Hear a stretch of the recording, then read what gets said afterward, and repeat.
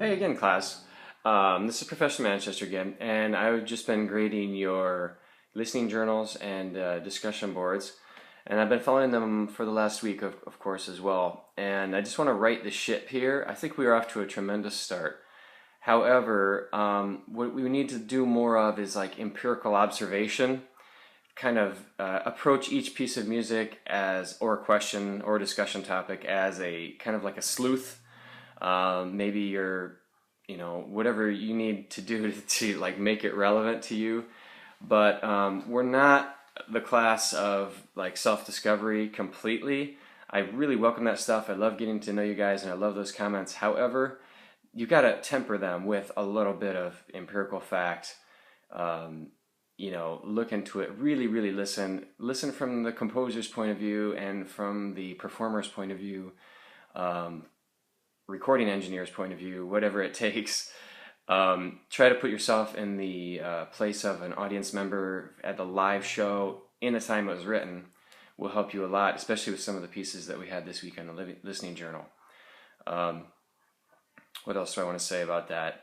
So I love hearing about stuff. That beware of certain comparisons you want to make. I hear the horror movie comparison countless times every semester. It's not welcome. The reason why is not so much that that the music doesn't sound like it shouldn't be in a horror movie. That's not. It's a completely apt comparison. However, the piece of music predates movies, much less horror movies. And what you want to say is something that you should have learned in the text. You want to say that it's discordant, it's dissonant. We don't have pleasing chords. We have chords that add tension through clashing intervals. So look back at the text if you have that kind of thing. So this isn't the kind of course where we're holding up a Rorschach ink blotter and saying, "How do you feel about this?"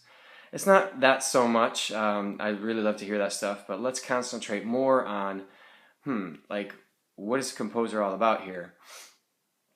For instance, this week, especially the last number, let's say you don't know La Cathédrale Engloutie, right? So I leave off La, I spell cathedral wrong, I spell Engloutie totally wrong, and I leave off the name of the composer. And I get what I get on a Google search. Anyway, Google search without even having to click a link, you get Debussy. It means sunken cathedral, and it's musical impressionism.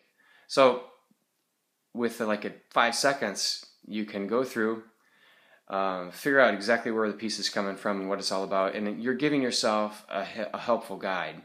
It's not cheating. Like I don't want to read a biography of the composer for every listener journal, but if you were an audience member for the premiere of this piece, you would know that you were in the middle of the Impressionist movement of France, and you would know that the title of the piece meant Sunken Cathedral because he probably spoke French. So that's something the composer gives you. You can take that and run with it. I'm all for it. That's the kind of imagery that's okay to go with. So hopefully these kind of things will right the ship. We're not looking so much for what it means to you, how it affects you. That stuff is welcome, but let's put in some real hardcore observations too. More time stamps, and try to think about form. Something we haven't talked about much yet.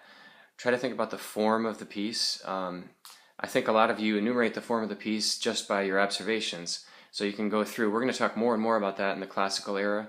So start thinking about that now. If you have any questions about this or any trouble with that, I see you guys trying to use musical terminology, and that is awesome. Very welcome. Great job. And if I correct it, it's because I want you to get it right. It's not because I don't want you to stop using it. So keep at that. Just remember, the listening journals and everything else, these are a method of assessment. So you need to exhibit growth and learning of your listening skills as part of this assessment. And so when you hear a piece of music, do you turn inward and look at your own emotions and stuff like that? That's not helpful as far as exhibiting new learning and growth. is concerned. It's not helpful in that way.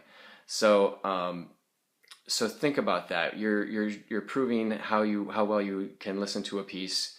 So keep thinking about those things and really take it to heart that you can get better at this. Yeah, you don't have to be a musician, and we can learn to listen together very well. Okay, feel free to email me if you have any questions or concerns about that. Thank you.